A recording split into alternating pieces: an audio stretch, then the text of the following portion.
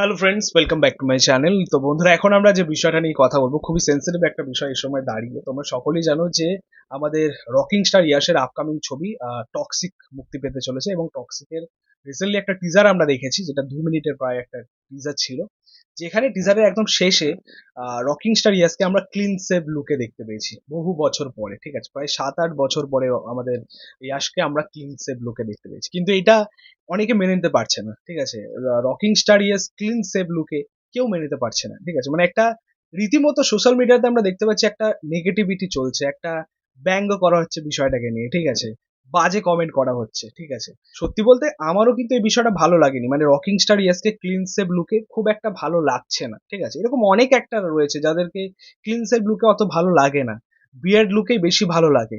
যেমন rocking star yes, যাকে অসাধারণ লাগে। তার পাশাপাশি সাকিব খান, তোমরা দেখবে ক্লিন সেভ লুকে কিন্তু তাকে খুব ভালো লাগে না, বিয়ার্ড লুকে কিন্তু খুব ভালো লাগে। তো এরকম অনেক অ্যাক্টর রয়েছে যাদের ক্লিন সেভ লুকে খুব একটা ভালো লাগে। অ্যাকচুয়ালি মনে হয় যেন যে রাজার মাথা থেকে মুকুট খুলে নেওয়া হয়েছে, এরকম একটা বিষয়। ঠিক আছে, রাজার মাথায় যেরকম মুকুট না থাকলে রাজাকে মানায় না, ঠিক সেরকম ভাবে বিয়ার্ড ফেলে দিলে এদেরকে সেরকম ভালো লাগে না। কিন্তু এই বিষয়টা এমন, এটাকে নিয়ে কিন্তু ওই যোগ করার মতো নয়, বা নেগেটিভিটি প্রচার করার মতো নয় কিন্তু বিষয়টা। সত্যি বলতে একজন ভালো অভিনেতার মধ্যে একটা বহুমুখী প্রতিভা থাকবে, এটাই কিন্তু স্বাভাবিক। ঠিক আছে, মানে কখনো একজন অ্যাক্টার সে একই স্টাইলে কাজ করে যেতে পারবে না, একই লুকে কাজ করে যেতে পারবে না। ঠিক আছে, সে খুশি হলেও দর্শক খুশি হবে না। দর্শক দর্শকের কাছে সেটা সবসময় মানে একঘেয়েমি লাগবে।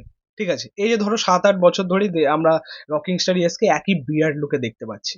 এটা কি, অনেক দর্শক এমন রয়েছে, আমারও পার্সোনালি সেরকম লাগেনি, মানে একই লুকে একই স্টাইলে দেখে আমারও কিন্তু বিষয়টা সেরকম লাগেনি। তবে একজন ভালো অভিনেতা, তার মধ্যে একটা অভিনয়ের খিদে রয়েছে।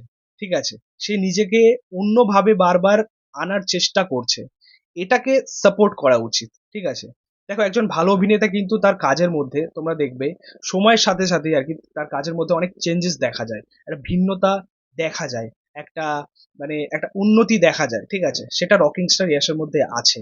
আজকে এত বছর পর তার যে এইরকম একটা মেনটেন্ড বিয়ার্ড, যে তিনি একটা কাজের জন্য পুরোটাই উড়িয়ে দিয়েছেন, সাপোর্ট করা উচিত। এই লুকটাকে নিয়ে সবাই ক্রিটিসাইজ করছে, এটা তো একদমই উচিত নয়। ঠিক আছে, আমি বিষয়টাকে ওইভাবে বলছি না, আমার হয়তো পার্সোনালি ভালো লাগেনি বা ভালো লাগছে না ইয়াশকে এই লুকে, বাট না, কাজের জন্য মানুষটা এটা করছে, তার লুকটাকে একদম ডিফারেন্ট একটা শেপ দিয়েছে, এটা তো অসাধারণ একটা ব্যাপার। ঠিক আছে, আর আমরা সত্যি বলতে এই যে লুকটাকে যেটা দেখতে পাচ্ছি, এটা কাইন্ড অফ একটা ভিলেনের চরিত্রে কিন্তু আমরা দেখতে পাবো খুব সম্ভবত। ইয়াশ এই লুকে একটা গ্রে শেডের চরিত্র প্লে করবে, যেটা মনে হচ্ছে।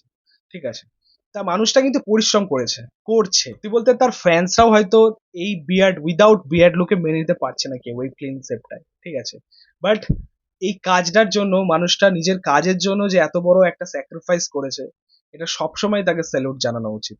এবং আজকে তো আমরা এরকম ক্লিন শেপে দেখেছি, তখন তো আমরা মেনে নিয়েছি, কেন এখন মানতে পারছি না? এখনো মেনে নেওয়া উচিত। এমন একজন ভালো অ্যাক্টর যে ভালো কাজ করছে, তাকে সাপোর্ট করা উচিত। যাই হোক, এই ছিল বলার বিষয়টা নিয়ে। অ্যাকচুয়ালি এটাকে সারপ্রাইজ হিসেবে নাও ভাই, মানে এত বছর পরে আমাদের rocking star yes clean save লুকে এসছে, এটাকে সারপ্রাইজ হিসেবে নেওয়াটাই বেটার হবে, তাহলেই বিষয়টা ভালো লাগবে। ঠিক আছে, তো তোমাদের মতামত রিয়াকশন অবশ্যই কমেন্টে জানিও। ভিডিওটা ভালো লাগলে অবশ্যই অবশ্যই লাইক কমেন্ট শেয়ার করে দিও, পাশে থেকে সাপোর্ট করো, চ্যানেলটাকে অবশ্যই সাবস্ক্রাইব করে দিও, পাশে থাকা বেল আইকন প্রেস করে দিও পরবর্তী ভিডিওগুলো। Thank you, tata.